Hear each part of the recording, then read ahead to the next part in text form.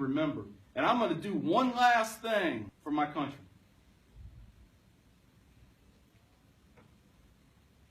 I'm going to kill me some more Muslims. So they came in and started telling me about my retirement and how I was going to get this and how I was going to get that. And I said, no. You need to stop talking. That's not the right language we're talking right here. I have to go back. They said, go back where? I said, Afghanistan, Iraq. I don't care. I need to kill more Muslims. That's what I told them. I need to kill more Muslims. I'm not done. Because now my hatred had manifested to a point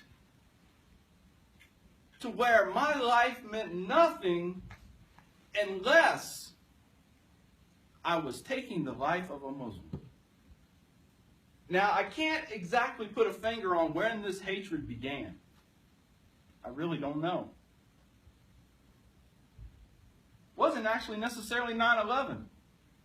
All I knew was that somebody had killed a lot of Americans. A lot of innocent Americans. But as I started to get out of the military, because it slowed down for me at the end, I came back. I was given this new job, public relations. Traveled all over the state of Indiana, drinking a half-gallon of vodka every 2 or 3 days. So I said to myself, if this is how I'm going out, then I'm going to go out and I'm going to be remembered. And I'm going to do one last thing for my country.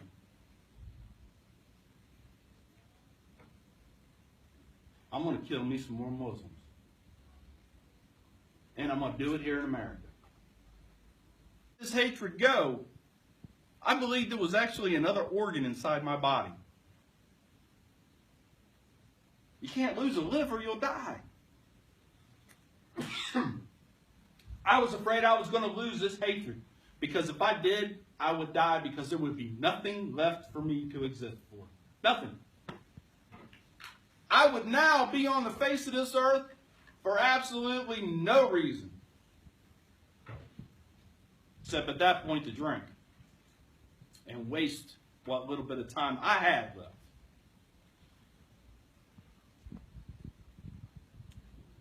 So I got the courage up. I decided, without telling anybody, to actually go to the Islamic Center on a Friday, because I knew everybody would be there on a Friday. And I knew that's when their service was. So I walk in, it was early, because I've always been one that on time is late to me. So I'm early. And I walk in, look in at the wall, staring in front of me, there was a bazillion clocks. I'm like, these guys have trouble telling time? What's up? All these different clocks. And I look over, real tall African-American guy. Bent over taking off his shoes. There's a little shoe room off to the left there. He looks at me and he smiles. He said, can I help you? So I want to learn about Islam. He said, okay, you got a few minutes? So I got a couple hours. He said, well, good. He said, we're getting ready to have our Juma service. It's our Friday service, our Friday prayer. I said, yeah, I know. He said, well, I'm going to give you some pamphlets. We'll go back here and sit you down on a bench. And, after the service, somebody talk to you. All right. So he hands me these pamphlets. And there are different things, different subjects, all pertaining to Islam. And I'm thinking, oh my gosh, what a bunch of propaganda this is.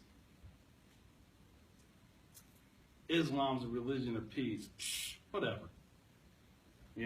Islam's against terrorism. Not according to Fox News. Then the service starts. And I'm looking around, and all the room's packed. And all around, sitting on the floor. I started breaking out in a cold sweat going, oh man. I am in a room with nothing but Muslims. I started thinking about how they was going to see me on Al Jazeera tonight with a sword in my throat or something. Silly. Just silly thoughts, man. Because that's what I knew. Because that's what I'd been told. I hadn't yet identified what the real lies and the real truth was yet. So after the service, another African American gentleman closer to my age, sat and talked to me. Asked me if I've ever read the Quran. I'm like, nah, why would I do that? Of course, I had never told anybody what I had planned at this point. I had never told anybody that I truly hated everyone in this room. I hated everyone in this building. If I had a bomb test on me right now, I might just go ahead and set it off. Because I didn't care to die. And then another man come in. An older man, who I found out later to be a doctor. And again, I'm sitting on a couch in another room now. This older man comes down, he sits on the floor at my feet. And hugs my leg and cries. Not knowing that I hated him, but he cried just because he was trying to show me his love for Islam. I thought about it for a minute, and I was like, well, you know what? Maybe there's something to this. Maybe I got the wrong message. Let's investigate. Let's read. Let's ask questions. Let's turn off Fox News and try to come up with what the truth may actually be. So I did. And it wasn't very long after that, very long, that I myself became a Muslim. To this day, I am still so glad that I was at the point of blowing up this building with everybody inside, because it was being at that point that brought me to this point. Life is the test. But now, I've been a Muslim for 6 years. My wife and daughter are currently Muslims. If I would not have changed, I would be in prison. I would die having hatred guide my life.